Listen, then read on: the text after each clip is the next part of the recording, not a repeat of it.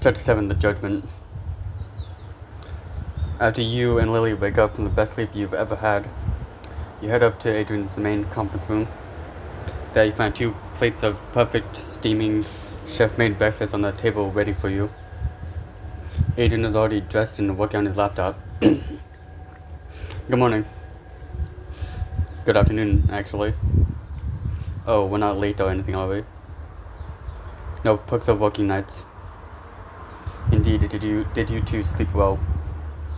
Amazingly, thank you.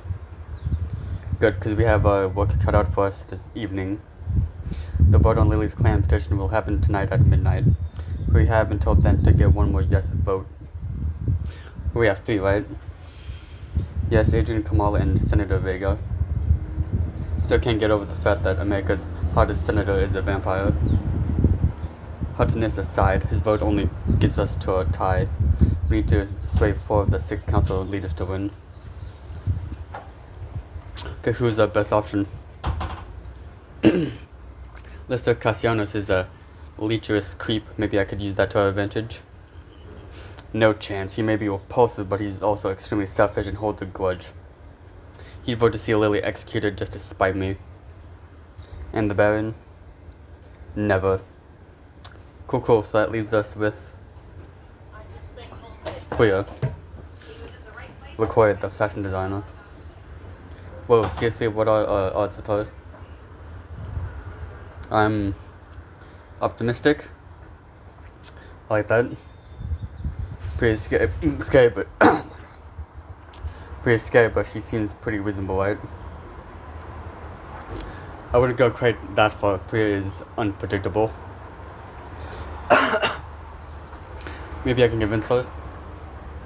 Maybe, just remember, you never get anything for free with Priya. The business is always personal. She's generally uninterested in council politics, which could work for or against us. Let's say she's our best chance for a 4th yes vote, so I think we should all pay her a visit. If her house is anything like her club. Oh, it is. Back up, when did you go to Priya LaCoy's club? Oh, Lil, we still have so much to catch up on. One last thing. Oh. You might consider a change of clothes. Priya can be particular. Do you want me to wear another LaCoy original? No, that'll come off as trying too hard. The best way to impress Priya is to wear something casual but stylish, effortless, and just a little sexy. Nice house. Nice apartment, I mean. The man leads you deeper into a beautiful, dissectant space, a stark contrast to the building's nondescript exterior. A speaker crackles and you can hear Priya's voice. So, dear darling, is that dinner? No, Priya, it's Mr. Raines. Adrian, I didn't think you'd be here so soon. Didn't we say 8? Which means after 9 at least. Ugh. Sergio, will take care of you while I finish getting ready. You all follow Sergio deep into the house. This is incredible. Incredible is one word for it. I feel like my brain is melting. Catch glimpses of several other houseboys in similar fur vests, through sliding wall panels and the enormous, billowing curtains that divide the open spaces. Did you see that back there? What? I think I saw a dance floor. Oh yes, that's the dance studio. A good number of the houseboys are former dancers, and Priya likes us to stay in shape. Want to show us some moves, Sergio? Sergio spins around and showcases some impressive moves, twirling, gliding, and then falling backward into a death drop. Again. Another time after a pressed juice, perhaps. A few minutes later, Sergio escorts you towards a central seating area. Screens built into the sliding wall panels are playing a foreign game show featuring elaborate costumes. Speaker crackles again. Adrian, come chat with me while I finish my blowout. Excuse me, ladies, I'm going to speak to her privately. Adrian disappears into the maze of paneled walls and curtains. Sergio turns to you and Lily. Can I give you 2 a drink? Some water would be great. Flat, bubbly, or hemoglobin infused. Blood water? I know it sounds super gross, but I am totally down for that. Yeah, just flat for me, thanks. Sergio walks away, leaving you and Lily pushed together on a cloud sofa. Hey, are you thinking what I'm thinking? What? That we should ditch Sergio at the house point and explore this place? I mean, think of what we've seen in the public spaces so far. Here's what else we'd find. This place is like Willy Wonka's chocolate factory, except instead of candy, it's full of sexy decadence. So, nothing like the chocolate factory? Okay, yeah, bad analogy, but you see what I'm getting at. I don't know, we might get in trouble. Yeah, well, maybe I'm in the get in trouble kind of mood. Probably better if we don't. I wish, but we can't just go wandering off, especially when we're here trying to get on his good side. Yeah, I guess you're right. Sergio returns with 2 waters. Okay, here you go. Hemoglobin for you and a plane for you. Sergio, where's Adrian's goal? Pierre emerges dramatically from between 2 billowing curtains, followed by Adrian. It must be this lily creature I've heard so much about. Lily stands up and faces Priya. Yes, I'm Lily. Lily holds out her hand to shake Priya's, but Priya ignores it, circling on Lily, is examining her, sniffing her. Pretty basic, and those shoes, ugh. I like these shoes. And the hair, no, it's just not working for me. I don't know, I think it's rather a Priya cuts Sergio off by grabbing his face, jerking him up into the air. Did I give you permission to speak, worm? He kicks and struggles, held up, his feet dangling. Look at you, pathetic, a worm that doesn't know his place. She squeezes tighter and Sergio's eyes open wide with pain. Hey, go easy on him, okay? Pierce serves to you, looking at you as though she's just noticed you're there. Right, company manners. She flicks her hand to the side, tossing Sergio across the room into a couch. He picks himself up, wincing, and shoots you a grateful look before running off. Priya, meanwhile, has totally forgotten about him. She stares instead at you. And who might this be?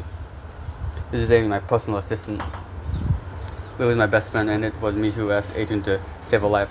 I'd be so grateful if you'd help us get her approved to join Adrian's clan. Let me see, turn around. What? Troll, let me see you. Confused, you turn in a slow circle until you're facing Priya again. Pretty features, but you might as well be wearing a greasy takeout bag for all the appeal that outfit is emanating. This isn't about me, this is about... I understand what this is about, do you? Priya turns abruptly to Adrian. Adrian, I'll make you a deal. I'll back your petition on one condition, which is without ever seeing her move, you suddenly feel it behind you, her hands on your shoulders, nails biting into the skin. I wanted this one. No, never. And takes a step toward her, his lip curling, but she holds you tighter to her chest. Wait, what would that entail? He begins to knead your shoulders with just the right amount of pressure. It feels amazing, but the best massage you've ever had. You can come live with me, stay in my beautiful home. She leans forward and you feel the tips of her fangs on your neck. We'll have so much fun. Priya. Fangs retract and she wrinkles her nose at Adrian, pouting childishly. Party pooper. No way, I won't let you do this, not with her. Eyes dart over to the floor where the blood from Sergio's lacerated cheek still glistens. Lil, you know I'd do anything for you, and if this is the only way. The fact that you would mean so much to me, but I can't let you sacrifice yourself. How bad could it be? Let's just say things don't tend to end well for mortals who Priya takes a liking to. Adrian, whose side are you on? The side of doing what's right. This was a life or death situation that deserves a protection after the fact. I was hoping you might understand that, but I'm afraid you're asking too much in return. Priya shrugs and waves Lily off dismissively.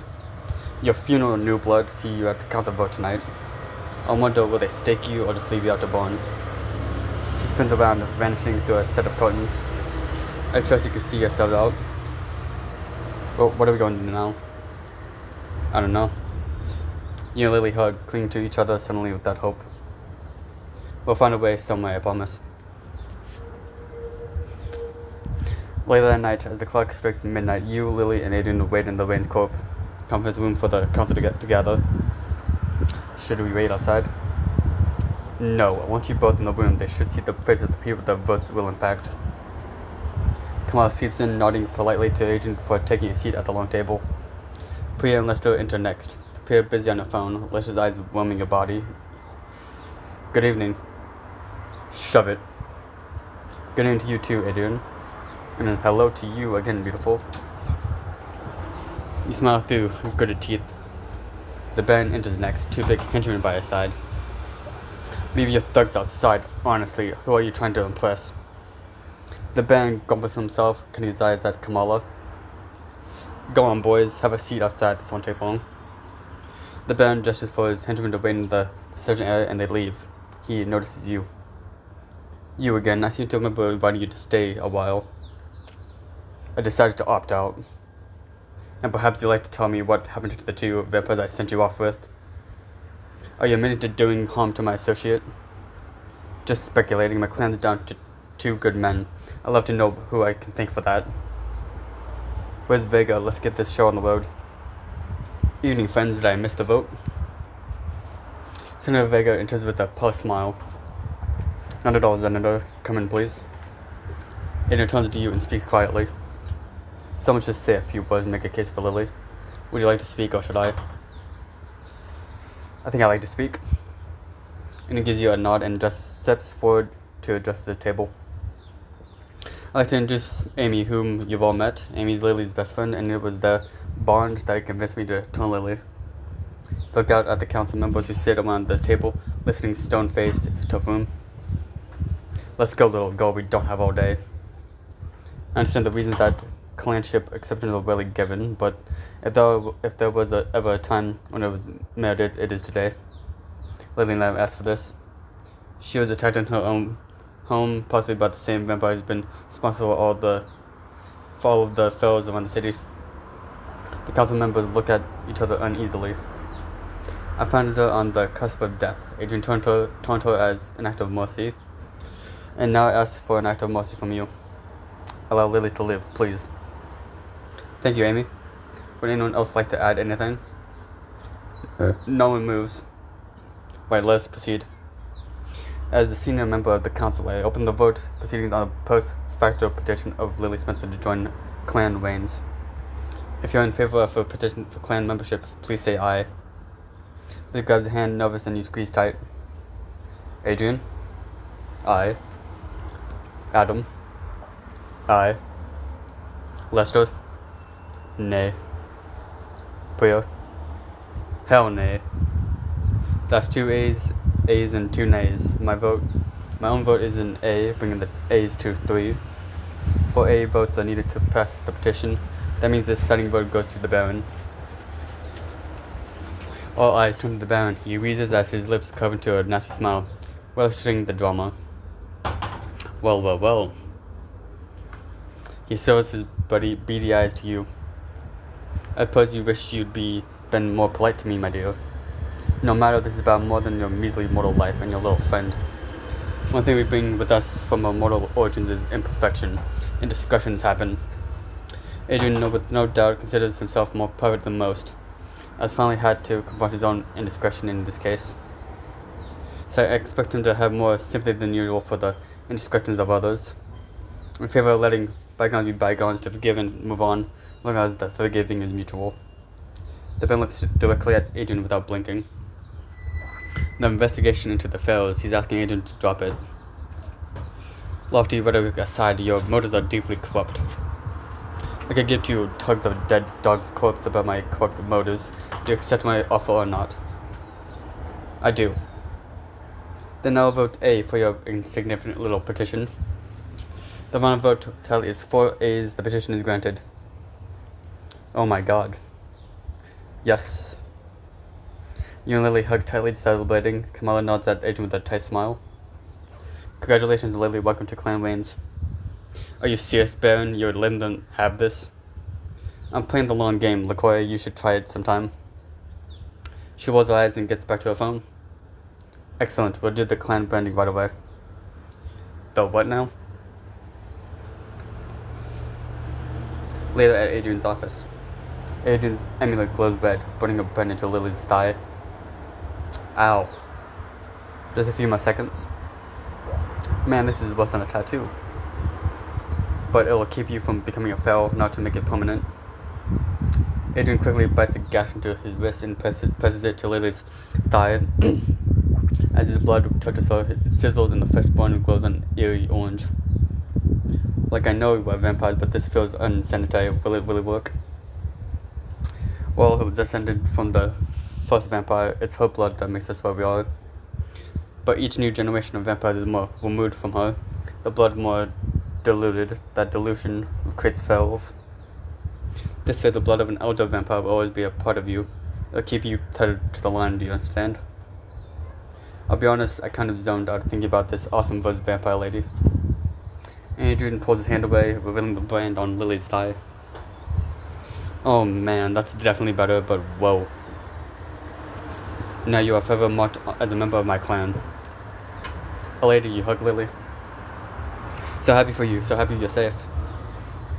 I'm a for-real vampire in an actual vampire clan. Kamala holds up an expensive-looking bottle of champagne. A celebration is in order, I believe. I hope you don't mind, Adrian. Oh, sure. He's pensive, clearly distracted. What's wrong, Adrian? This was a win. Can we celebrate? Yes. Adrian forces himself to smile. Yes, you're right. What's on my mind are troubles for another time. Open it. Kamala pops the champagne cork and you and Lily fill and distribute the glasses. A toast, make a toast. Here's to good friends. Here. You all clink your glasses and sip some champagne. So glad to be here with you. So glad to be here just at all, really. Trying to tell you realize how close you came to dying, that you appreciate not dying.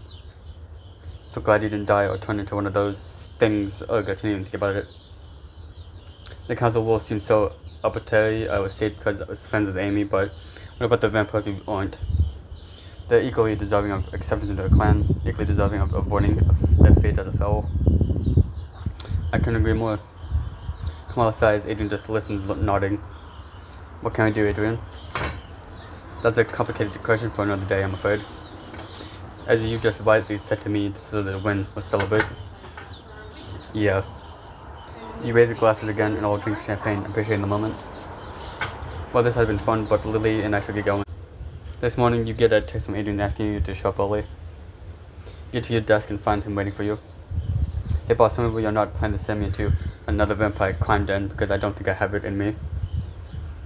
No, there's something I'd like to show you, something I haven't shown anyone else. Well, that sounds interesting. I think it truly is a game changer. I hope you'll agree. Okay, I'm intrigued.